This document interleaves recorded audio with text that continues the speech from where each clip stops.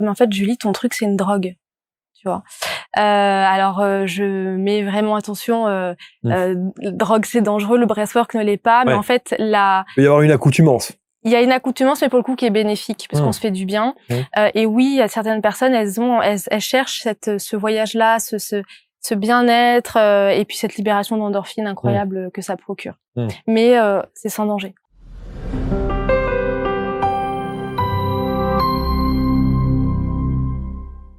Respirez, mes amis, prenez votre souffle en main, si je puis dire, avec la respiration active. C'est comme ça qu'on la traduira en français. Si on veut la jouer un peu plus à l'anglo-saxonne, on va dire breathwork. Mais bon, voilà, respiration active, ce sera plus simple.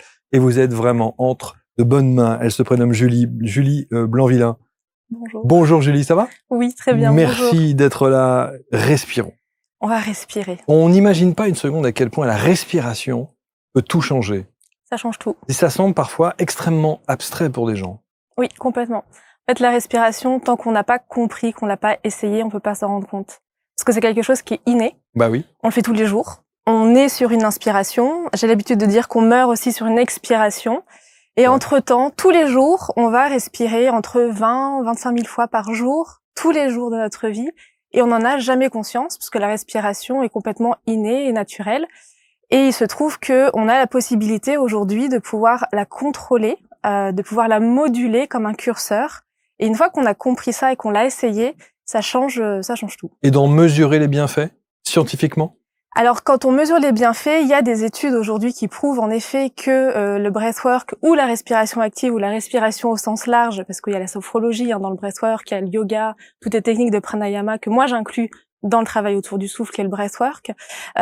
Oui, c'est prouvé que scientifiquement, la respiration a un impact sur le système nerveux autonome, sur tout ce qui va aider à apaiser le système parasympathique et activer le système sympathique. Et puis, il y a des études sur les parties de respiration très actives et très intenses, dont on va sûrement parler aujourd'hui. Bien sûr. Là, il y a encore beaucoup de choses à travailler, mais on a, par exemple, un homme très connu dans mon domaine qui s'appelle Wim Hof, qui est vraiment un homme sur qui on teste en direct live les choses de la respiration. Et il y a des choses très, très positives qui montrent et qui nous font croire encore plus au pouvoir de notre souffle pour mieux vivre. Monsieur Iceman. L'Iceman, exactement. Voilà, l'Iceman, celui qui prend des bains de glace. Tout à fait. Et c'est d'ailleurs devenu presque courant et commun, mais de plus en plus de gens... Sur le bain de glace? Sur le bain de glace, oui, vous l'avez fait? Alors non, j'ai pas expérimenté le bain de glace, mais il y a quelque chose autour du bain de glace qui est l'eau froide. Et en fait, pourquoi est-ce qu'on fait ça? C'est que il y a une histoire derrière la respiration, d'activer notre système nerveux et en fait de réguler le système nerveux, notamment par l'activation du nerf vague. Et le froid est l'un des moyens qu'on a de pouvoir faire ça. Et quand on se plonge dans un bain d'eau glacée après de la respiration, on vient travailler aussi la résilience mentale. Et donc c'est vraiment la méthode Wim Hof, c'est vraiment un ensemble de pratiques. C'est pas juste se mettre dans de la glace. Il y a des bienfaits, il y a des personnes qui vous diront non, faut surtout pas faire ça parce que justement ça peut trop activer un système qui est déjà activé. Mais oui, et on nous dit aussi parfois, pardon de vous couper, mais on nous dit aussi parfois que c'est parce que le corps se met en mode survie. Oui. Qu'il est effectivement que c'est bénéfique pour un système immunitaire. Alors je sais pas si c'est. Alors là, c'est pas tout à fait ça. Il y a débat. C'est pas tout à fait ça. C'est qu'en fait donc là, on rentre dans la théorie polyvagale quand on parle qu'on est en mode survie, le mode combat-fuite, le mode de figement, etc. Le système immunitaire, c'est un peu autre chose. Le système immunitaire, il est là, c'est dans notre corps. Et en effet, la respiration, sur ces techniques de respiration active, va aider les personnes à rétablir leur système, à soutenir le meilleur fonctionnement du système immunitaire et du système lymphatique qui est lié aussi au système immunitaire. Alors, ce qui est assez incroyable, et je suis content de vous avoir, Julie, sur le plateau, parce que quand on reçoit quelqu'un, il y a ce qu'on appelle une fiche de production qui nous permet de voir un peu votre parcours de vie. Et il y a une phrase que j'ai retenue qui est assez incroyable. Vous dites, je parle aujourd'hui du breathwork, et notamment de cette respiration, bien sûr, active, mais ma spiritualité, à une certaine époque de ma vie, était à -12. -12, oui. Sur l'échelle de l'univers. Ouais, c'est ça. C'est-à-dire que vous revenez de loin, en fait. Et je suis pas encore arrivée. C'est-à-dire que là, je vais faire forcément, je fais un petite parenthèse à tous les gens qui me suivent sur les réseaux sociaux et qui me connaissent, parce que je suis en ce moment en plein travail d'éveil spirituel. Okay. Le breathwork m'amène aussi à ça. Et en fait, c'est pas tellement moi, mais c'est quand je vois les personnes qui viennent au cours et ce que j'entends, où je me dis à un moment, Julie, faut faut accepter ce qui est. Et puis j'ai vécu des choses récemment dans un voyage que j'ai mis du temps à expliquer, mais en effet, il y a encore quelques années, il fallait absolument pas me parler de toutes ces pratiques bizarroïdes. Moi, j'ai un parcours de la fille parfaite qui a fait un bac S option maths, une école de commerce scientifique. Voilà, ouais. J'ai été cadre supérieur dans des entreprises toutes cotées au CAC 40.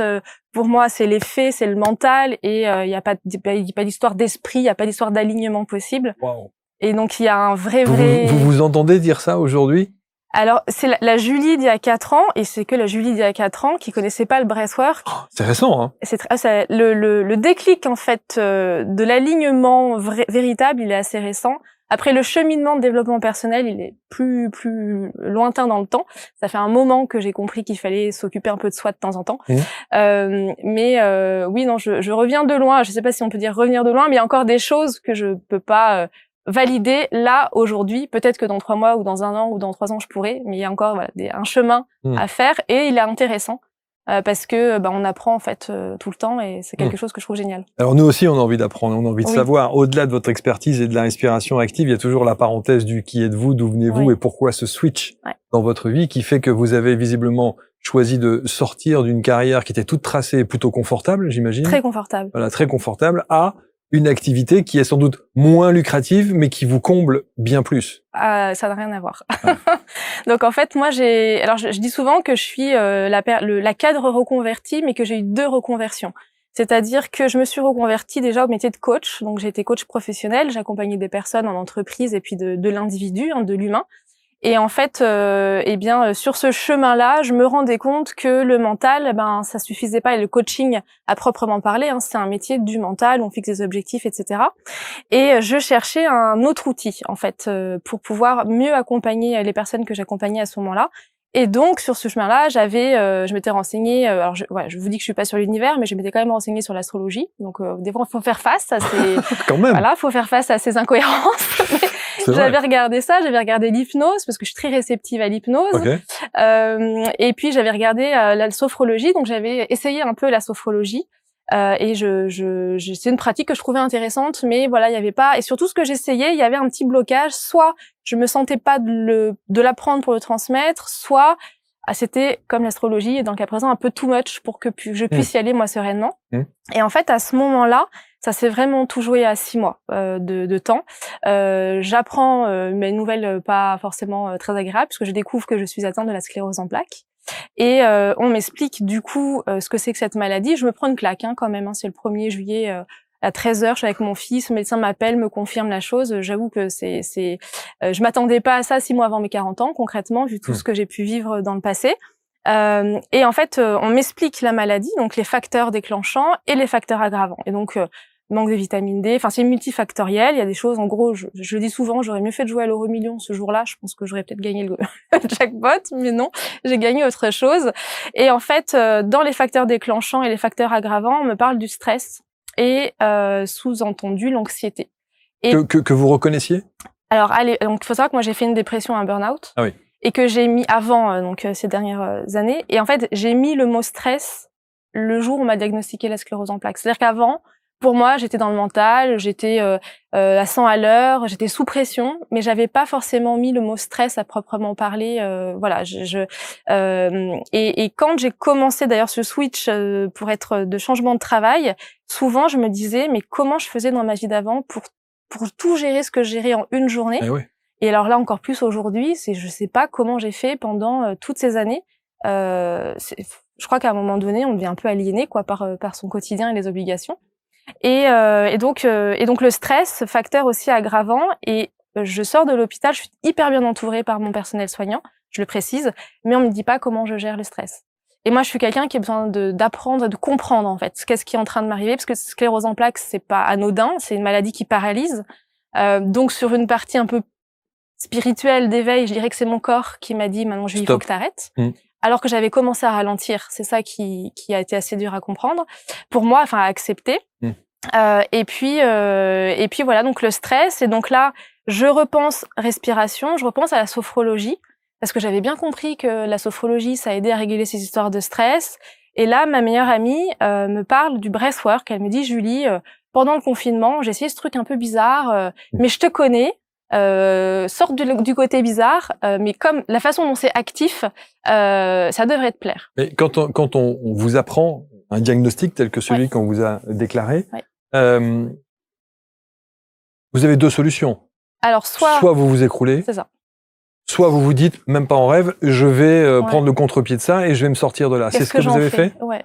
Moi, j'ai cette chance, parce que je crois que c'est une chance de la vie d'avoir vécu beaucoup de choses depuis que je suis jeune, dans l'enfance, dans ma vie personnelle, et j'ai une capacité de résilience qui a été développée. Et en fait, quand on m'a annoncé la maladie, je pense que je fais partie des gens, alors que c'est moi la principale touchée, qui a le mieux réagi en fait à l'annonce. Évidemment, j'étais dévastée, on va pas se mentir. Bien sûr, bien sûr. Je suis seule avec mon fils, je suis en plus entrepreneur. Enfin, j'ai tout. Enfin voilà, c'était. Ouais, c'est pas la situation. Maman solo à 200% qui doit être sur tous les fronts. Alors, il a un papa. Il a un papa. Oui, il a un papa. Oui. Mais oui, c'est-à-dire qu'à un moment donné, là, j'avais un boulot de salarié hyper stabilisé qui me rapportait, où je gagnais un salaire, j'avais la sécurité et tout, et d'un coup, d'un seul, déjà on fait le choix d'être entrepreneur, c'est quand même risqué. Bien sûr. Et en plus, on apprend qu'on a une maladie auto-immune qui est incurable, grave et rare. Et donc, qu'est-ce qu'on en fait, quoi? Et je suis pas du genre à laisser tomber les bras, même si des fois c'est difficile. Et et en fait, j'étais en colère contre la vie à ce moment-là, parce que je suis quelqu'un qui aime profondément la vie. Les gens qui me connaissent le savent. Et j'ai pas compris, en fait. J'ai pas compris. Comment on gère cette colère-là? Il faut, alors la colère, ça c'est une émotion. Ouais, c'est un vaste sujet, ça. C'est un très vaste sujet, et là pour le coup, quand je fais des thèmes de respiration sur la colère, je me rends compte à quel point les gens ont besoin de s'autoriser à exprimer la colère. Et là récemment, j'ai une personne avec qui je communique sur Instagram qui a eu un diagnostic aussi pas très agréable. Et la première chose que je lui ai dit, c'est autorise-toi d'être en colère. Et en fait, c'est ce que j'ai fait, c'est-à-dire que c'est pas normal. J'ai le droit d'être en colère. J'ai le droit de pleurer. J'ai le droit de crier. J'ai le droit de.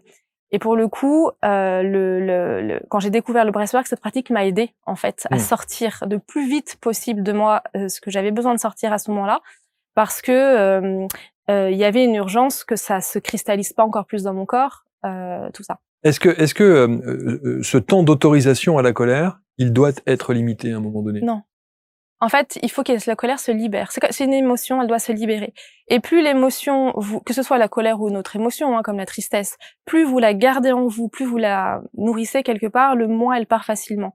Donc l'émotion, que ce soit, peu importe l'émotion, en fait, une fois que vous la ressentez, moi je fais partie, c'est ce que je crois profondément, on sait qu'elle est là, on l'accepte, on la laisse vivre, et ensuite elle s'en va plus facilement. Et ça veut pas dire que je suis pas en colère de temps en temps par rapport à ce qui peut m'arriver, mais en tout cas je le vis mieux, et du coup c'est beaucoup plus facile à gérer. Donc vous avez ce diagnostic, vous avez effectivement cette résilience qui est quand même qui est bien ancrée chez vous. Qu'est-ce qu'on fait après ça? Et ben après, faut qu'on trouve des solutions. Votre ami qui vous dit tiens, teste ce truc-là. Ouais. Et en fait là, il y a un truc où il faut faire attention, c'est qu'on a envie de trouver des solutions, donc on peut essayer un peu tout et n'importe quoi, et on peut se perdre aussi. Et donc c'est vrai que pour le coup, je remercie vraiment ma meilleure amie parce qu'elle m'a donné la solution. Enfin voilà. Ceci dit que vous n'avez pas essayé autre chose. Si, vous avez essayé beaucoup d'autres choses. Après j'avais essayé, j'étais toujours dans l'hypnose, j'avais refait des séances d'hypnose, mais c'était dans mon corps en fait. Et la sclérose en plaques m'a vraiment fait comprendre qu'il fallait que je m'occupe de mon corps, mais ça voulait pas dire faire comme je faisais 5 heures de crossfit ou 8 heures de tennis par semaine. Ça c'est pas vraiment s'occuper de son corps, ça c'est s'occuper l'esprit en espérant quelque chose. En fait vraiment voilà, arriver à entendre les messages, parce que j'ai plus le choix aujourd'hui. Si j'écoute pas mon corps, il me rattrape tout de suite. Et donc, il fallait trouver une pratique qui me ramène à ça et qui fasse cette reconnexion et la respiration. Donc, la respiration active. Moi, je l'appelle respiration active parce que donc en français, c'est en anglais pardon, c'est breathwork. Donc c'est pas très facile à prononcer déjà. C'est vrai. En fait, breathwork, c'est un terme qui regroupe toutes les techniques de respiration consciente. Même moi à l'époque, respiration consciente, je savais pas ce que ça voulait dire. Parce que, bon, en fait, ça veut dire qu'à chaque fois qu'on va changer notre schéma respiratoire de façon volontaire, c'est-à-dire que quand on va faire de l'apnée, par exemple, je change mon schéma respiratoire, donc on pourrait dire que je suis en train de faire du breathwork. Quand je fais de la sophrologie, je suis en train de faire du breathwork. Quand je fais du yoga, tout ce qui n'est pas automatique, naturel. Exactement. C'est comme ça que moi je l'ai compris et que je le transmets. C'est un peu comme le coaching, c'est-à-dire que dans le coaching, c'est un grand mot.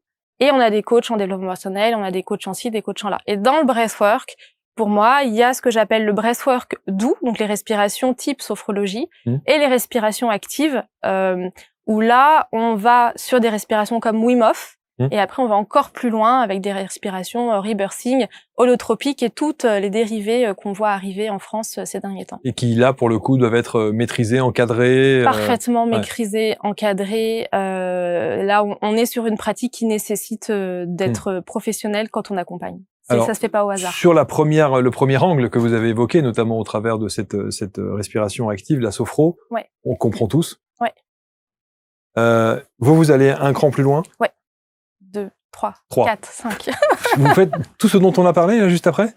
Alors aujourd'hui, moi, je maîtrise toutes les techniques de respiration parce que je me suis énormément formée. Oui, vous allez jusqu'au bout, en fait, de ce qu'il est possible de faire avec la respiration. Aujourd'hui, la respiration la plus puissante qui existe, elle s'appelle la respiration holotropique. Donc, elle a été inventée dans les années 60-70. C'est des séances qui sont très, très, très longues. Et en fait, je regarde et on regarde beaucoup ce qui se passe aux États-Unis quand on parle de développement personnel.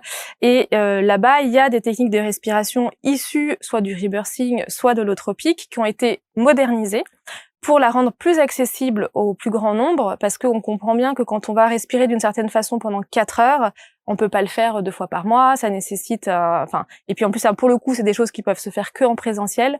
Et donc, il y a une histoire dans le message que je véhicule d'amener la respiration active au plus grand nombre sur des séances ou des cours collectifs, parce que je travaille énormément en cours collectifs, qui dure 1h30 ou pendant 1h30, voire 2 heures ou 3 heures, ça va dépendre du thème. Enfin, je travaille une thématique de développement personnel. On va respirer d'une certaine façon pendant 30 minutes. Il y a une intégration, donc un retour à la respiration naturelle obligatoire derrière.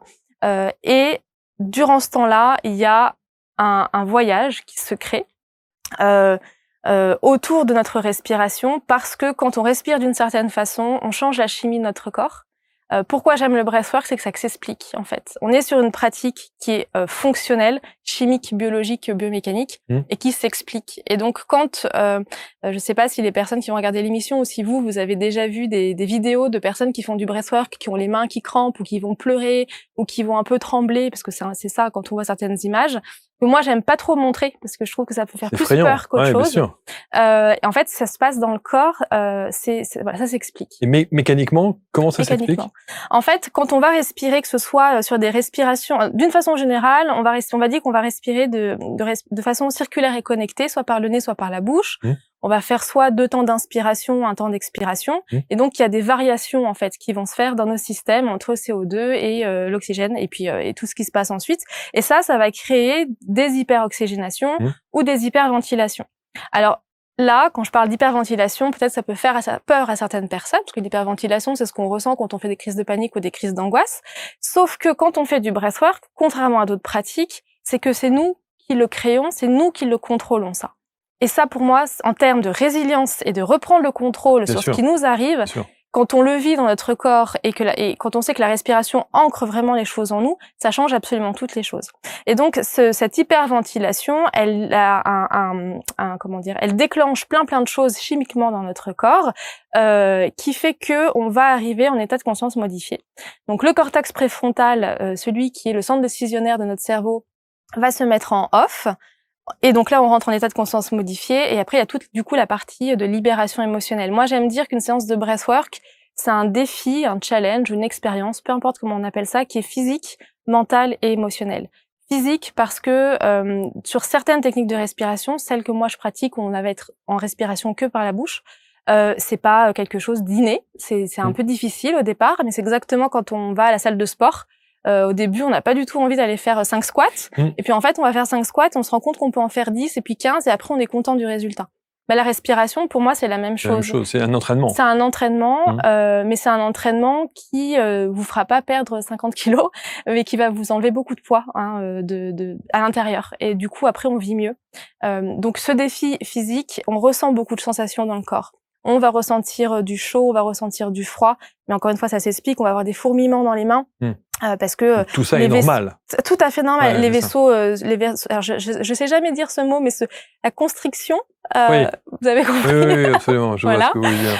Et puis, ce qui se passe, et là où c'est intéressant, et pourquoi est-ce que moi je me suis aussi dirigée vers cette pratique, c'est que quand on respire de cette façon, il y a le pH de notre corps qui change. Le pH devient un peu plus alcalin. Et le système immunitaire est inflammé, notre corps est inflammé quand on est dans un milieu un peu trop acide. Alors, je parle pas d'écart incroyable, hein, il y a pas de justement, c'est là où il faudrait trouver comment est-ce qu'on peut mesurer ça. Mais en fait, ce qui va se passer, c'est souvent on va tétaniser, ça arrive, on s'appelle les pinces de crabe en homard. Si les gens regardent ou les gens l'expérimentent, ils vont avoir ces mains qui vont un peu se cramper comme ça. Et là, en fait, c'est de la tétanie, ça s'explique par cette variation de pH.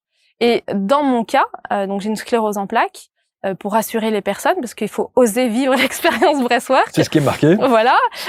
Moi, j'ai une maladie aujourd'hui qui est à un stade encore parfaitement invisible et tant mieux, mais je ressens des fourmillements dans le quotidien. Je me suis déjà réveillée paralysée et je fais une pratique. Ma pratique que je fais quasiment tous les jours, alors à différents niveaux, me fait vivre ces sentiments-là. Et donc, dans mon cas, il y a non seulement, et puis des personnes qui ont la sclérose en plaques aussi qui viennent dans mes cours, et d'autres personnes qui ont d'autres maladies. Et la pratique dont vous parlez, c'est cette hyperventilation contrôlée volontaire. Moi, je fais que la bouche. Okay. En fait, ce que j'aime bien dire, c'est que dans votre quotidien, respirez exclusivement que par le nez, sauf avec moi. C'est le seul endroit où vous avez le droit de respirer par la bouche. Ou des coachs qui font la mais ça, c'est validé. Enfin, je veux dire, c'est le même, ça a le même résultat, les mêmes conséquences.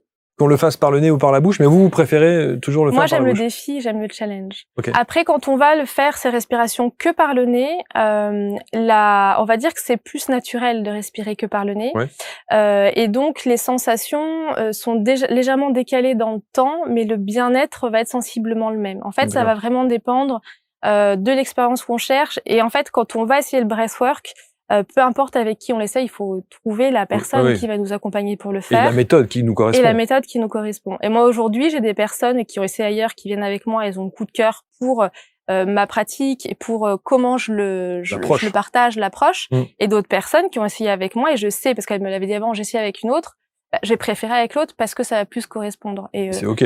Moi, l'essentiel, c'est que le monde a besoin de respirer. Ça, c'est mon truc. Le monde a besoin de respirer. Cette technique dont vous parlez, là, cette respiration, on mesure l'efficacité, mais comment on voit l'amélioration sur quelqu'un qui a une pathologie ou qui a quelque chose de particulier? Ça va être beaucoup du ressenti. C'est-à-dire que la partie alcaline, ça c'est quelque chose que justement Wim Hof met énormément en avant sur sa pratique. La respiration qu'il utilise, c'est on va faire des inspirations par la bouche et on va relâcher. Ça ressemble beaucoup à ce que je peux faire. Mais en fait, après, il y a une histoire de quand on arrive à, par exemple sur les douleurs, quand on arrive à mieux oxygéner son corps, on a moins mal. Et en fait, dans notre quotidien, 90% de la population, a priori, respirerait mal. Donc ça, c'est vraiment l'information qui circule. Ça veut dire que 90% de la population a soit une respiration dysfonctionnelle, c'est-à-dire qu'à l'inspiration, le ventre se rentre alors qu'il devrait sortir, ou alors la respiration est complètement ici bloquée sur le haut de la poitrine. Et ce qui veut dire que les gens, d'une façon générale, sont en hyperventilation chronique. Donc, c'est pour ça que le mot hyperventilation dont je parlais tout à l'heure, il faut vraiment faire attention. C'est-à-dire que probablement, j'ai pas fait attention à comment vous respiriez, j'aurais dû regarder en arrivant. Mais il y a énormément de personnes qui sont en hyperventilation chronique parce qu'elles n'arrivent pas à descendre leur respiration. Donc, quand on vient dans un cours de breathwork, eh bien, on va dire que mécaniquement, comme moi, j'incite à gonfler le ventre, donc c'est-à-dire sortir le diaphragme et à remplir pleinement les poumons. Les personnes, elles ressentent ce bien-être, cette impression de j'ai vraiment pris une bouffée d'air frais. Et après, sur la partie récupération du mental, défi mental et la partie libération émotionnelle, en fait, à la fin, quand vous avez des personnes qui vous écrivent que depuis qu'elles font les cours avec moi, elles ne font plus crise d'angoisse, qu'elles arrivent à gérer le stress au quotidien, qu'elles ne sont plus en colère, qu'elles ont pardonné, voilà, et que ça, elles l'ont juste fait en s'allongeant et en respirant. Et des fois, en une seule séance, ça peut suffire. Est-ce qu'il y a besoin d'aller chercher plus? C'est sûr. J'ai un doute. Il n'y a pas plus naturel que la respiration. Que la respiration, pour le coup. Voilà. Et puis, on est aussi, donc il y a un énorme sentiment de bien-être, hein, parce qu'on joue aussi sur les hormones du corps, hein, notamment les endorphines. Et il y a un grand sentiment de plénitude qui arrive après une séance de breathwork. Et aujourd'hui, enfin, c'est ce que je disais tout à l'heure par rapport à l'éveil, c'est qu'il y a des personnes qui à la fin de chaque cours, je fais un échange avec chaque personne qui est là. C'est très important. Déjà pour que moi j'ai des retours et pour que je sois assurée que tout s'est bien passé pour tout le monde. Et à chaque fois, c'est attends Julie, il faut que je redescende, il faut que je revienne. Et il y a des personnes qui ont parlé à des animaux, qui ont parlé, qui se sont vues entourées de personnes mortes. Enfin, et c'est là où, à un moment, au départ, et je le dis très honnêtement, j'étais là, mais ces gens sont fous. Et en fait, à la fin, j'ai fait non, c'est que c'est comme ça et que ça doit être comme ça et il y a plus de... Mais l'histoire de l'hyperventilation, en hypnose, on l'utilise. Ça aussi, avant les séances d'hypnose, il y a une session, il y a une partie d'hyperventilation, justement. Et donc, l'état modifié conscience, pour le coup, ouvre des champs des possibles et permet voilà, d'accueillir des informations. Et là où, justement, ça m'a... Parce qu'au départ, moi, pareil, quand on me disait tu vas faire le breathwork, parce que quand j'ai essayé le breathwork, il y avait zéro information, franchement, sur le sujet. Il n'y avait pas d'article de blog, il y avait très peu de vidéos, et toutes les vidéos qu'il y avait, c'était avec des personnes, on parle à la Julie d'il y a 3 ans, hein, complètement perchées. C'est-à-dire que je ne me reconnaissais absolument pas dans ce que je voyais. Donc, vous, la cartésienne née. Ah ouais, c'est-à-dire que c'était si mon ami m'avait pas dit il faut que tu y ailles, j'y serais jamais allée, quoi. Ouais, clairement. Donc donc j'ai perdu le fil. Non, mais ce qui est intéressant, c'est de savoir surtout, mais notamment les bienfaits très concrets sur vous et par rapport à votre maladie. Alors les bienfaits. Alors par rapport à ma maladie, il y a une gestion du stress qui est déjà évidente. C'est-à-dire qu'aujourd'hui, depuis que je pratique, alors moi je suis une anxieuse chronique. Donc l'anxiété, aujourd'hui, je sais quand elle est là et je sais la gérer. Le seul stress que je subis aujourd'hui, c'est celui que je m'inflige d'une certaine façon. Moi, ce que je sais que ça m'est déjà arrivé de me réveiller la nuit, paralysée d'un côté ou les mains comme ça, et en fait d'arriver à me reconnecter à ma respiration, d'avoir cette chose-là qui est ancrée du coup dans mon corps, fait que il y a un temps entre le moment où je panique et le moment où la chose arrive, et donc ça me permet de faire quoi? De prendre du recul. Ça m'est arrivé, donc j'ai fait un voyage à Bali, j'étais toute seule. La dernière nuit de mon voyage à Bali, alors je sais plus exactement comment ça s'appelle, j'ai ma jambe, elle s'est pliée en deux et je pouvais plus la remettre. C'était la dernière nuit, je vais prendre mon avion, je sais mais comment je vais faire? Bon, c'est revenu parce que c'est la magie de la sclérose en plaques, on sait jamais quand ça, on sait quand ça vient, mais on sait pas quand ça part. Et est-ce que j'ai eu peur? Oui. Est-ce qu'à un moment donné, je me suis dit, mais comment je vais vivre? Comment je vais faire? Oui, mais ça a mis du temps à arriver. Ce qui fait que la gestion de l'émotion, et d'une façon dans mon quotidien aussi, la gestion de toutes les émotions est beaucoup plus facile. Ce qui veut dire aussi que dans votre difficulté de vie, au travers de cette maladie, elle vous prévient quand elle arrive, la crise. Je suis à l'écoute à 100% de mon corps, donc je sais. Et c'est ça la clé aussi. C'est hyper important. D'être à l'écoute de son corps, comme vous disiez tout à l'heure. Ouais. Là, il y a pas très longtemps, j'ai beaucoup travaillé et j'ai ce réflexe d'être l'ancienne Julie qui travaillait beaucoup parce que j'adore en plus mon travail. Ça a pas loupé, c'est-à-dire que ça a commencé à faire gling à gauche, gling à droite. Donc à un moment donné, il faut non là c'est stop. Julie stop. Et en fait, du coup, la sclérose en plaques est pareil sur un côté peut-être un peu plus spirituel des choses. C'est un guide. Pour moi, c'est pas je l'aime pas, je lui donnerai jamais un petit nom. Je préférerais pas qu'elle soit là, mais il n'empêche que ça, sans elle, quelque part, je ferais pas ça. Donc, mais ça, c'est de la résilience. Voilà, je crois que c'est ça. Voilà. Aujourd'hui, donc, qui sont les gens qui viennent vous voir? Quel est le degré de questionnement, en tout cas de problématique que les gens rencontrent pour oser faire des séances ou expérimenter le breathwork? Le stress, lâcher le stress, ça, hein. Beaucoup, apaiser leur anxiété, lâcher le stress. Et en fait, ce qu'ils trouvent derrière, c'est que du bonus. C'est-à-dire que quand elles arrivent et qu'elles pleurent ou qu'ils pleurent, parce que j'ai de plus en plus d'hommes et je trouve ça fantastique. D'ailleurs, récemment, j'ai eu un élève qui a été formé par Léonard Orr lui-même. Donc, dans le breathwork, il y a 2 grandes figures, Stanislav Grof et Léonard Orr. Quand le monsieur me dit que ça fait 15 ans qu'il a pas fait de breathwork et qu'il a été formé par Léonard Orr, Je peux vous assurer que j'ai Ça beau met la pression. être très professionnelle, que je connais parfaitement mon métier, j'étais là, oulala. Et c'est un monsieur qui revient maintenant et qui m'a remercié parce que grâce au cours qu'il a vécu, ça lui a donné envie de respirer. Donc pour moi, respirer c'est vivre. Donc voilà. Non, et en fait voilà, elles viennent au départ et puis sur la façon dont je communique aussi sur les réseaux sociaux par rapport à mes cours de breathwork, c'est ça, on est dans un brouillard mental, on va en sortir, donc on va gagner de la clarté mentale. Vous êtes stressé, on va se déstresser. Et en fait, derrière, il y a tellement de bénéfices. Comme je vous disais, le pardon, arriver à pardonner, c'est énorme. Bien sûr. Et au départ, on n'a peut-être même pas conscience parce qu'en fait, la respiration, elle amène vraiment là où on a besoin d'aller. Et il y a des fois, on vient à un cours, parce que comme je vous disais, je fais des cours thématiques. Donc, par exemple, un cours, j'en ai donné un hier soir sur le thème de l'intuition. En fait, peut-être que dans le breathwork, on va se rendre compte que on a pardonné. Ça n'a rien à voir avec l'intuition, mais c'est pas grave. C'est-à-dire que moi, je guide à travers un thème et j'oriente avec la musique, parce que je travaille avec la musique, ma voix et la respiration. C'est les 3 combos ensemble. Mais en fait, l'essentiel à la fin, c'est quand les personnes me disent voilà, j'ai fait ce voyage et merci et je reviens. La posture. Oui. Quelle posture doit-on prendre? Est-ce que c'est un truc que l'on peut faire à tout moment de la journée, cette respiration sans accompagnement, c'est-à-dire après ce que vous préconisez, on peut très bien rentrer à la maison et puis le faire aussi. Ouais. De son côté, est-ce que visiblement vous n'avez pas l'air convaincu de ce que je viens de vous dire? Alors ça dépend ce qu'on va faire. Ça dépend ce qu'on va faire et ça dépend comment on va le faire parce que c'est comme pour tout. La méditation, par exemple, vous pouvez effectivement être guidé et on peut avoir un enseignement par rapport à ça, et puis ensuite on bifurque et on le fait soi-même à la maison. La chose, c'est que en breathwork, sur des séances vraiment très complètes, donc ça dure quand même un certain temps, et les effets sur le corps sont très forts. Comme je vous disais, on peut se sentir paralysé, on peut avoir peur.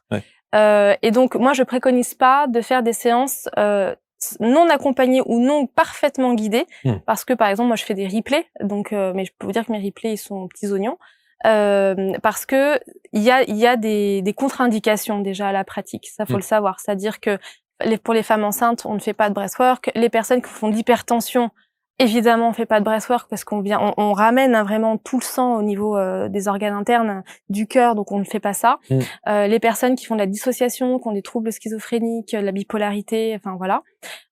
Mais après, on peut faire du breathwork au quotidien. Par exemple, Wim Hof, sur ces techniques, propose des séances, des cycles de respiration plutôt courtes. Et ça, oui, on peut le faire.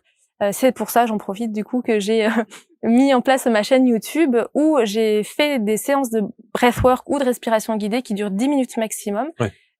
Mais je l'ai fait de façon à ce que je varie beaucoup d'exercices de respiration. Il n'y en a pas que un. Des fois, je mixe jusqu'à 10 exercices de respiration sans qu'on s'en rende compte, pour quand même vivre cette libération ou ce mieux-être, mais sans vivre. Voilà, le breathwork, les vraies séances, on doit être allongé. On le fait pas à côté de l'eau, ni sous sa douche, quoi. Voilà. Et sur YouTube, toutes les vidéos que je fais, vous pouvez être assis au bureau, c'est pas un problème. C'est ça. C'est-à-dire que moi, j'imaginais qu'on, même si on se faisait, ne serait-ce que, vous pouvez pas faire de breathwork en mouvement. Alors, non. Le breathwork, comme je fais dans les cours, on est obligatoirement allongé. Voilà. Parce qu'en fait, quand on respire comme ça, on fait de l'hyperventilation, on a la tête qui tourne. Donc, si je suis debout, je vais avoir tendance à tomber. Et puis, et si on ressent ces effets sur le corps, donc le froid, le chaud, les picotements et la tétanie, on comprend qu'il faut être allongé. Ça, donc, la balade du dimanche après-midi dans les bois, on va pas se faire une petite séance. On peut la faire si on s'allonge. Si on s'allonge, oui, c'est ça. On s'allonge, mais après dans les bois, moi j'ai déjà testé. Alors j'ai déjà fait du breathwork dans plein d'endroits et dans des parcs, vous savez les parcs l'été où on se met. Il y a toujours un chien qui vient. Qu'est-ce qu'elle fait? Elle est comme ça. Qu'est-ce qui se passe? C'est un peu désagréable. Mais alors, ce qui est aussi impressionnant, vous parliez effectivement cette contraction qu'il peut y avoir, notamment sur les doigts et le côté et les pieds aussi. C'est ce qu'on appelle aussi les crises de tétanie. C'est ça, c'est de la tétanie. C'est de la tétanie. C'est ça. Donc ça, c'est impressionnant. C'est impressionnant ou ça s'explique. C'est comme quand on fait du sport et qu'on se crampe. Voilà, il faut vraiment, sur cette technique du breathwork, et c'est pour ça que je tiens vraiment je suis contente d'être là, c'est vraiment toujours rappeler que ça reste une pratique saine et dans laquelle on ne risque rien, pour peu qu'on le fasse dans des bonnes conditions. Donc en étant accompagné. C'est mieux, oui, c'est mieux. Voilà, chacun après est libre de faire, mais je crois que oui, c'est mieux d'être accompagné et d'être accompagné avec une personne avec qui on se sent en sécurité pour être guidé, parce que les personnes sont en état de conscience modifié, donc on fait passer des messages. Quand on est en présentiel ou même en ligne, il y a une caméra qui filme, il y a un zoom. Ou quand on est en ligne et que en présentiel et qu'on crie, qu'on pleure, moi je suis toujours impressionnée des personnes qui viennent pour la première fois dans mes cours, ou même toutes les personnes qui vont essayer ce genre de pratiques-là, la confiance qu'elles accordent dans la personne qui les accompagne. Mais parce qu'elles ont surtout aussi, d'abord, une conscience qu'effectivement en face quelqu'un maîtrise le sujet, donc il n'y a pas de risque. Et puis il y a cette volonté de sortir de certaines situations qui doivent être particulièrement difficiles à vivre. Mais c'est pas entre guillemets comme certaines thérapies par la parole où on peut partir si on en a marre. Quand je commence à respirer et que je commence à avoir les mains qui crampent et que mon corps peut bouger, etc. Je peux pas m'en aller. Voilà. Et donc ça demande, je trouve, je suis toujours très émue, moi, de ce que je peux voir, entendre et de toutes ces personnes qui viennent. Ça veut dire que dans l'approche et la phase de breathwork que vous proposez, il y a une phase ascendante. Oui. On vit quelque chose et puis après vous ramenez les gens. Oui. Oui, c'est ça. En fait, il y a la phase de respiration active. Je fais souvent des apnées aussi, de longues apnées. Et après, il y a la phase de récupération, ce qu'on appelle la phase d'intégration. Et en réalité, le plus important, c'est cette phase-là. C'est-à-dire que si demain des personnes vont faire un breathwork et on les fait respirer à fond les ballons pendant 20, 30, 45 minutes et que 5 minutes après on leur dit vous pouvez rentrer chez vous, en fait les personnes elles vont encore avoir les symptômes déjà. Et la partie d'intégration, c'est ce moment-là où on voyage, c'est ce moment où on est encore en état de conscience modifiée et c'est là où il y a tout un travail qui est en train de se faire. Avec la partie active, on vient activer les choses, on fait ce défi physique, ce défi mental qui est mais d'une puissance, parce que vous savez quand on est en train de respirer de cette façon-là, le cerveau au bout de 6-8 minutes, il va vous demander d'arrêter. Il vous dit mais qu'est-ce que tu es en train de faire là? Pourquoi tu me sors de ma zone de confort? Et à ce moment-là, c'est pour ça qu'il faut être parfaitement accompagné. Il va falloir qu'on se pose la question est-ce que j'y vais quoi parce que j'ai froid, parce que les symptômes dont je vous parle, on les ressent au bout d'une minute. Hein. C'est pas à la 28e minute. C'est pas une séance hyper agréable. C'est comme une séance de sport. C'est-à-dire qu'on y va, on n'a pas envie forcément, pas tout le temps. Il y a des gens qui sont ravis d'y aller. Enfin, moi, je sais que je suis ravie de l'expérience que je vais vivre. Mais les bienfaits derrière sont tels que quelque part, on peut accepter. Et encore une fois, ça va dépendre de la personne qui vous accompagne. Et puis, il y a toujours cette première fois. Mais quand vous revenez, vous savez. Il y a ça aussi. C'est-à-dire que la première fois, vous découvrez, il se passe des choses. Vous aimez ou vous aimez pas. Parce qu'on a le droit de pas aimer, ça peut ne pas plaire à tout le monde. Mais après, quand vous revenez, vous savez la technique, vous savez à quoi vous attendre. Et donc là, et ce qui est génial aussi avec la breathwork, c'est que il n'y a pas une séance pareille. Aujourd'hui, moi, j'ai des personnes qui ont pris un abonnement à vie, on va dire ça comme ça. Et parce qu'à chaque fois, ça se passe différemment. C'est pas, alors que la technique est la même. Même si je change et ça se passe différemment parce que vous avez un public différent? Non, c'est parce que la personne en elle-même, au moment où elle arrive, ce qu'elle ressent est différent. Ce qu'elle ressent, les bienfaits, on les mesure immédiatement après la séance? Immédiatement, c'est immédiat. C'est pour ça que j'ai aimé aussi le breathwork, c'est-à-dire qu'en 1h30, je vais le dire parce que ça a été le cas pour moi, ça peut changer la vie, parce que ça a changé la mienne. Et c'est immédiat et c'est périn dans le temps. C'est pour ça que je donne des cours, par exemple, que 2 fois par mois. C'est pas parce que j'ai pas envie de travailler plus, c'est parce que je sais que pendant 2 semaines, et là c'est un retour des clients que j'ai eu au départ quand j'ai lancé l'activité autour de breathwork, qui m'ont dit j'ai calculé, tu nous avais dit que ça durait que ça pouvait durer. Moi ça durait 7 jours, moi ça durait 11 jours. Et en fait on rééquilibre nos systèmes internes. Encore une fois, on travaille sur le système nerveux autonome, sur le système parasympathique, sympathique, le nerf vague. Et ça c'est le corps. Et donc il y a le mieux-être, il reste derrière. Voilà. Ça, c'est important. D'abord, quand on est dans ces états de stress, effectivement, mais je pense souvent, et j'imagine les personnes qui ont des pathologies, et notamment comme la vôtre, parce que là, pour le coup, c'est pas qu'un petit coup de stress. C'est quelque chose qui est quand même assez ancré. Et donc, on sent... Est-ce que vous avez des histoires comme ça? Parce que j'aime bien quand il y a des... Vous vous considérez comme une thérapeute? Non, je crois pas. Par gêne? Ouais, je pense. C'est vrai? Ouais. Je pense parce que là, pour le coup... c'est la thérapie par le souffle. Hein. Ah oui, clairement. Il y a, alors je sais plus qui disait... Enfin, je sais que moi, on m'a déjà dit que mes cours devaient être remboursés par la sécurité sociale. On m'a déjà dit que c'était vachement plus efficace et sympa qu'une séance chez le psy. Là, je le dis tout de suite, je pense que ça marche très bien en complémentarité. Oui, parce qu'on ne se substitue pas à un avis médical. Ah, certainement pas. Ouais, alors clairement. ça, c'est un truc. Des fois, j'ai des clients, ils essayent ouais, bon, mais j'ai fait de l'hypertension, mais j'en fais pas trop. Non, tu viens pas. C'est écrit, c'est non, tu peux pas venir. Je suis désolée, j'aimerais bien, mais tu ne peux pas. C'est pas possible.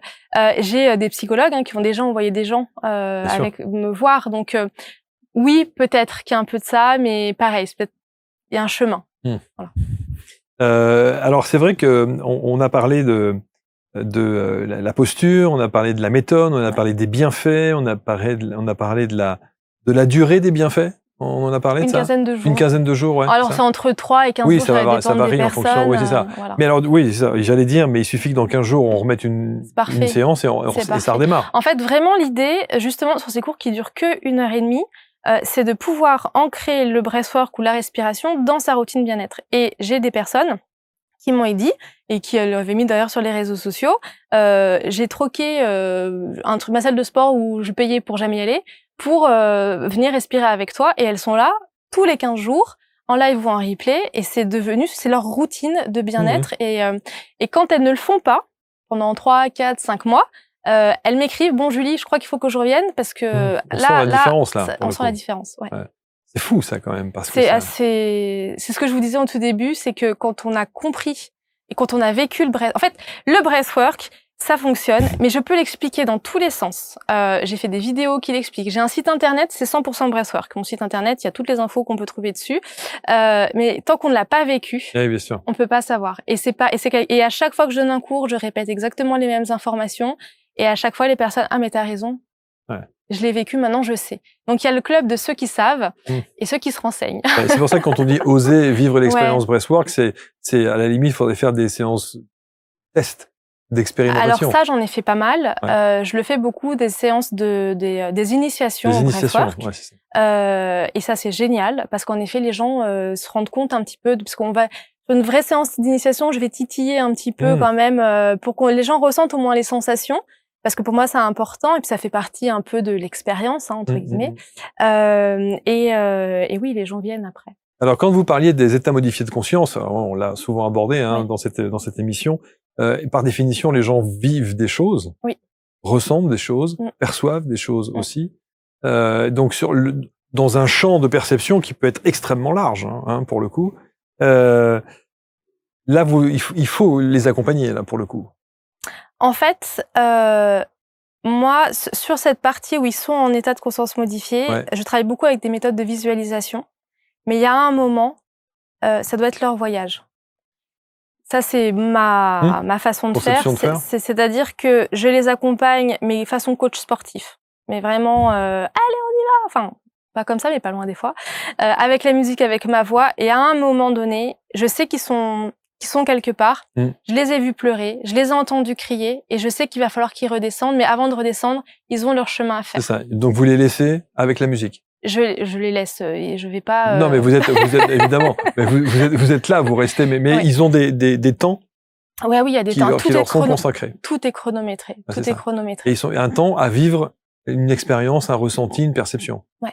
Est-ce qu'il y a des gens qui au-delà de ce que le breathwork permet, c'est-à-dire le stress en moins, par exemple, il y a des gens qui disent, moi, je veux connaître cet état modifié de conscience pour vivre une expérience. Ouais. Et il y a des gens, j'ai déjà eu ça, mais en fait, Julie, ton truc, c'est une drogue. Tu vois. Alors, je mets vraiment attention, drogue, c'est dangereux, le breathwork ne l'est pas, mais en fait, il peut y avoir une accoutumance. Il y a une accoutumance, mais pour le coup, qui est bénéfique, parce qu'on se fait du bien. Et oui, il y a certaines personnes, elles cherchent ce voyage-là, ce bien-être, et puis cette libération d'endorphines incroyable que ça procure. Mais c'est sans danger, vraiment. Ouais. Et c'est-à-dire que cet état de transe, parce qu'à un moment donné, il y a presque une transe. Pour certaines personnes, il y a des transes, et pour certaines personnes, revivent des traumas aussi. Moi, j'ai déjà vu des choses très, très, très fortes du corps, quoi. Ouais. Et l'expérience la plus frappante que j'ai eue, c'était une personne qui est venue, je sais pas d'où elle est arrivée, c'était en présentiel, et elle est venue parce que, après je l'ai su, elle avait vu des trucs de breathwork aux États-Unis, elle se disait bon. Et en fait, elle vient et je la vois faire, quoi. Je la vois vivre l'expérience, et je me dis, oh là, c'est terrible ce que je suis en train de voir. Et on termine le cours et à la fin, bon, je la prends à part parce qu'en cours collectif, je vais parler avec elle. Et en fait, là, elle me prend dans les bras, elle pleure, elle me dit merci Julie, ça fait 8 ans que je vais voir un psychologue. C'est la première fois que ça sort de mon corps. Ça commence à sortir de ma tête et là, c'est sorti de mon corps. Et elle est revenue plusieurs fois. Et un jour, elle a arrêté de venir. Et en fait, la dernière fois qu'elle est venue, j'étais convaincue que c'était la dernière fois que je la verrais parce que il y avait encore quelque chose, mais plus aussi violent, en fait. Elle a fait son chemin et son Elle travail. a fait son chemin. Et en fait, c'est ça aussi qui est intéressant dans les personnes que j'accompagne, c'est que ils viennent toutes les personnes viennent avec leurs problématiques. Je laisse le temps d'échange et de partage si on a envie, c'est pas une obligation. À l'avant et après, parce que c'est important de libérer la parole, de mettre des mots sur les mots. C'est un truc qui manque vachement. Après, je suis pas psychologue, je suis pas psychiatre. Donc, à un moment, je sais aussi, voilà. Ça veut dire que cette méthode Breathwork, vous l'avez adaptée à votre concept? J'ai adapté au concept. Alors, c'est une méthode qui vient des États-Unis, voilà. Donc, je fais pas partie des gens qui estiment avoir réinventé la roue. Non, mais ce que je veux dire, vous l'avez personnalisée? Voilà. Alors, je la personnalise avec Julie, c'est-à-dire que votre énergie, avec mon énergie, ouais, c'est-à-dire que avec moi, on va respirer sur du Madonna, sur du Beyoncé. Ah oui. Il y a des musiques. Attention, il y a des musiques. Oui, moi, Theta, je m'attendais à un Alpha. truc. Oui, c'est ça. Je m'attendais des waves avec des nappes comme ça. Il y en a, mais non. Au départ. J'ai déjà fait des cours en faisant respirer des gens sur Eminem, par exemple, sur Le Roi Lion la dernière fois. Donc c'est en fait la composition musicale, c'est un secret des séances. C'est vraiment ça joue parce que la musique aide à partir en état de conscience modifié également. Là hier, typiquement sur le thème de l'intuition, j'ai travaillé qu'avec des musiques wave, comme vous dites, pour aider. Donc d'ailleurs c'était assez challengeant pour moi parce que du coup il y avait un peu de rythme mais moins que d'habitude parce que moi on me trouve sur Active ta vie, c'est sur les réseaux, sur internet, donc moi je suis quelqu'un active et j'aime bien les séances de breathwork où on va y aller quoi. Mais c'est vraiment ce mélange subtil de musique que je trouve aussi passionnant. Et alors là je fais une petite aparté parce que j'ai eu ce tilt il y a quelques semaines. Aujourd'hui je fais un métier qui se base sur ma voix, la musique et la respiration. Parce que j'essayais de comprendre pourquoi j'aimais autant ce métier et pourquoi quand je donne un cours de breathwork, je suis possédée quelque part. Je le dis souvent et mes élèves aussi, du coup, qui regardent mes replays, me disent mais ouais, t'as raison, Julie, t'es un peu possédée. Et en fait, c'est que quand j'étais jeune, je voulais être chanteuse parce que avec ma voix à l'époque, qui est soutenue par la respiration et la musique, j'avais compris que je pouvais générer des émotions chez les gens. Et le métier que je fais aujourd'hui, c'est exactement les mêmes outils pour le même but. Et je crois que c'est pour ça qu'il y a ce truc. Évidemment, il y a comment j'y suis arrivée, parce que c'est une histoire de survie pour moi. C'est ce que je disais tout à l'heure, c'est-à-dire que j'ai cherché une solution personnelle, j'ai trouvé une solution universelle, clairement. Mais c'est en plus une reconnexion avec ce fameux enfant intérieur dont j'aurais jamais voulu entendre parler il y a encore 4 ans. Donc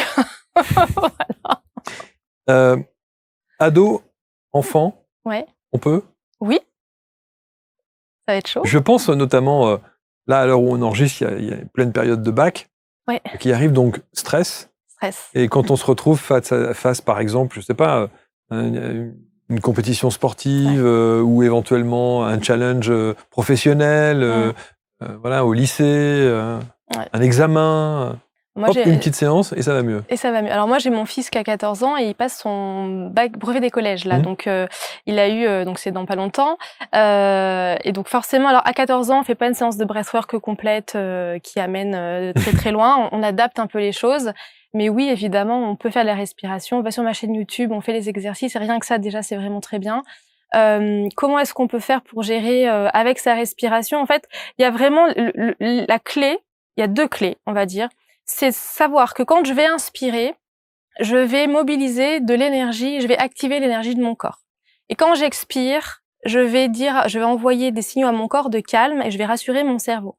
Donc quand je suis stressée, je vais aller chercher à rallonger mes expirations par le nez ou par la bouche.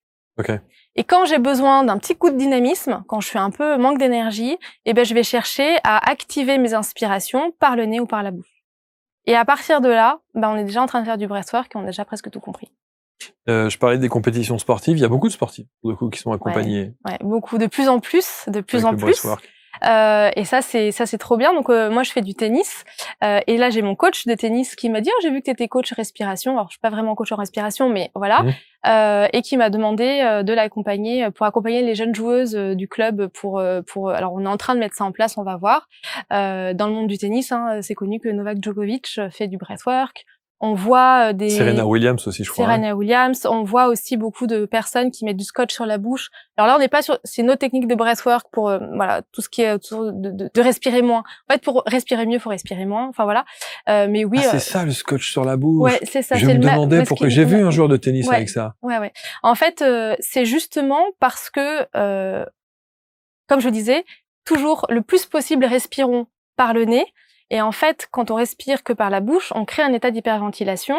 Et donc, on cherche dans le quotidien et notamment dans le sport à pas trop avoir cet état-là parce qu'on est en état de stress. Et donc, quand on met un scotch sur la bouche, forcément, ça force le joueur ou la personne qui fait du sport à respirer par le nez. C'est assez désagréable au départ. Mais ça a des bénéfices puisque il y a toute une sorte de CO2, l'effet de bord. Après là c'est la méthode Buteyko plutôt qui est utilisée et c'est moins ma spécialité donc j'irai pas trop là-dedans, je voudrais pas dire de bêtises.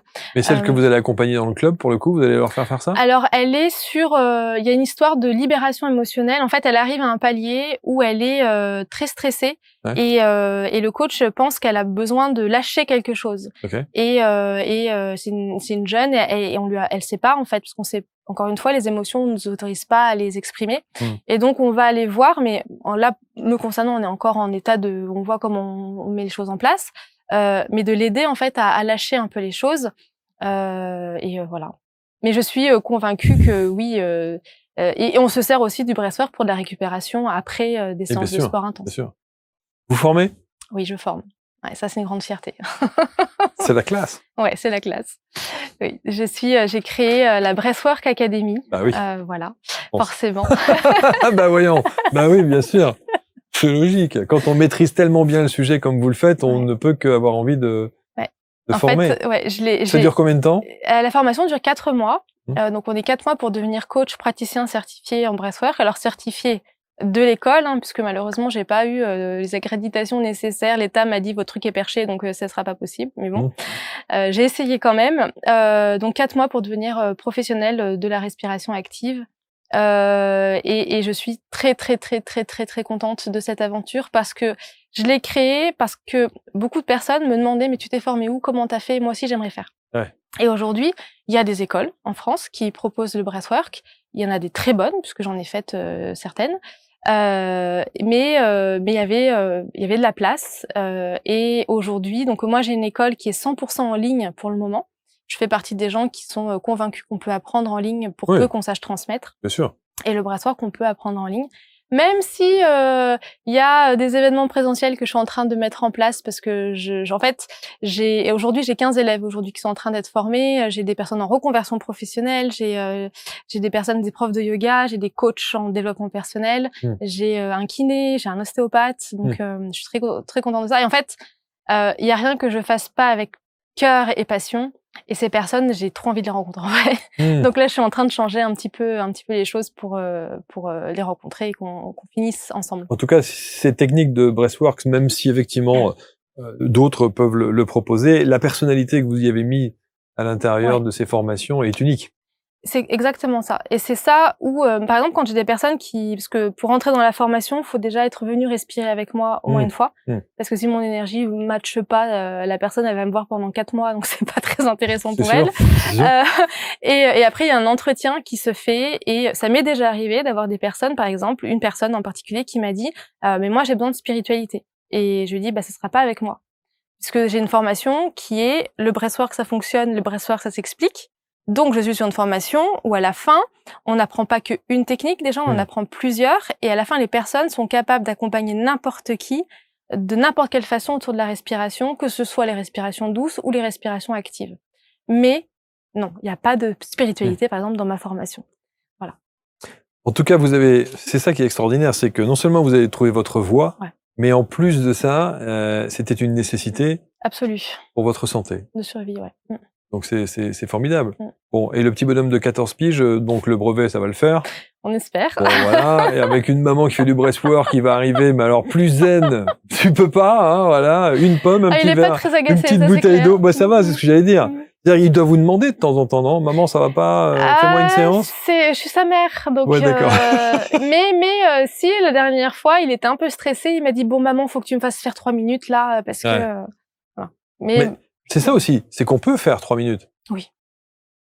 On peut faire 3 minutes, mais pas plus quand on est seul. Et surtout, alors, parce que là, moi, j'ai aussi eu le cas, et c'est pour ça que j'ai aussi voulu faire cette école et qu'elle est vraiment très structurée, structurante, c'est que j'ai déjà eu des personnes qui m'ont téléphoné en me disant « J'ai fait une séance de breathwork, j'ai vu une vidéo YouTube d'1 h 30, j'ai eu peur, j'ai ressenti ça, est-ce que c'est normal ?» Une autre personne qui avait fait un replay qu'on lui avait transmis, non, ça c'est un enfer.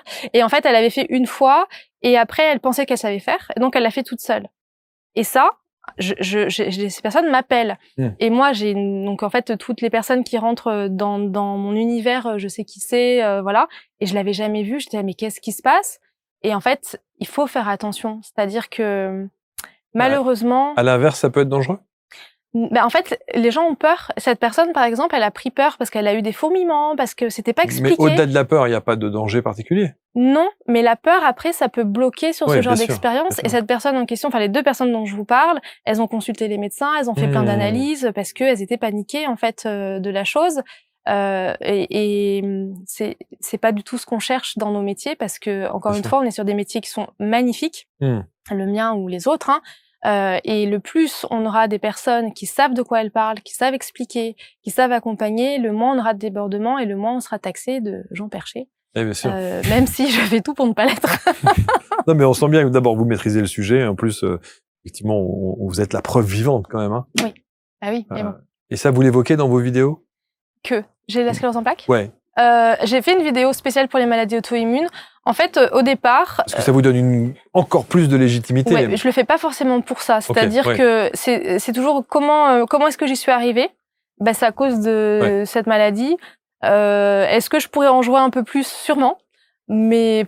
Non, mais parce que voilà, ça coupe court à toutes les réflexions qui consistent à dire elle s'est réveillée un matin, elle s'est dit tiens, je vais faire ça. Il y a un bon filon, je le prends. Vous voyez ce que je veux dire? Ah oui, alors non, pas du tout. Non, pas du tout. Ça, c'est pas... En fait, je pense que je pourrais pas accompagner les personnes comme je les accompagne, encore moins avoir créé l'école que j'ai créée s'il y avait pas un truc vital. Bien sûr. Là, j'ai les élèves qui sont en train d'être certifiés en ce moment. Donc, on est sur une formation en ligne, mais je leur demande de faire du présentiel. Elles n'ont jamais fait de présentiel, du coup, vraiment. Et le retour que j'ai de toutes les personnes, c'est Julie, j'ai l'impression que tu étais là, j'étais possédée par toi, alors qu'on s'est jamais rencontrés. Parce que tu as réussi à nous transmettre un truc hyper puissant. Et ça, j'avoue que je crois que c'est le plus beau. C'est très satisfaisant. On n'imagine pas, hein, comme quoi la vie vous conduit parfois sur des chemins qu'on ne soupçonne pas une seconde. Parce que si vous refaites un petit retour en arrière, il y a 4 ou 5 ans. Ah bah il y a 4 ou 5 ans, non. Dans 5 ans, tu vas donner des cours sur la respiration alternative, enfin la respiration active. Ouais, non, pas vraiment. Non, mais quand j'ai dit déjà que je voulais être coach dans ma famille, on m'a dit qu'est-ce que tu fais, coach? C'était déjà un petit peu déviant entre guillemets. Ah oui, bien sûr. Et puis quand j'ai fait les breathwork et compagnie, oui, certains même ont eu peur de penser que j'allais partir très loin dans tout le sectarisme associé. Vous avez bien les pieds sur terre, tout va très bien. On va mettre autour de la vidéo de cette émission tous les liens qui vous permettent d'entrer en contact avec Julie, avec ses réseaux, avec la chaîne YouTube, avec l'académie, avec les formations, enfin tout ce qui va vous permettre ensuite de pouvoir soit expérimenter à titre personnel, soit vous former ensuite pour expérimenter sur d'autres. Mais en tout cas, on l'a bien compris, même si c'est une technique sans danger, entre guillemets, il est nécessaire d'être accompagné dans cette pratique. Si on veut bien vivre l'expérience... Et à fond pour qu'elle soit efficace, qui est plus qu'elle soit encore plus efficace et qu'on a envie de revenir. Et oui, c'est super important. Merci Julie. Merci à vous. Rentrez bien, faites ça bien, bravo pour tout ce que vous faites. Une bise à la famille et vous commentez, vous partagez, bien entendu. On se retrouve pour une prochaine rencontre très vite. Salut.